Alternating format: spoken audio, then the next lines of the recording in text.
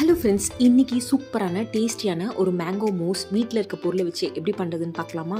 அதுக்கு பார்த்திங்கன்னா ஒரு பாத்திரத்தில் நம்ம 1/2 லிட்டர் அளவுக்கு பால் போட்டுக்கலாம். பால் நல்லா காய்ச்சினதுக்கப்புறமா நம்ம லெமன் ஜூஸ் போட்டுக்கலாம். நல்லா மிக்ஸ் பண்ணி எடுத்துருங்க. இதை வடிகட்டிக்கலாம். ஒரு பாத்திரத்தில் துணி வச்சு நல்லா மிக்ஸ் பண்ணிக்கோங்க.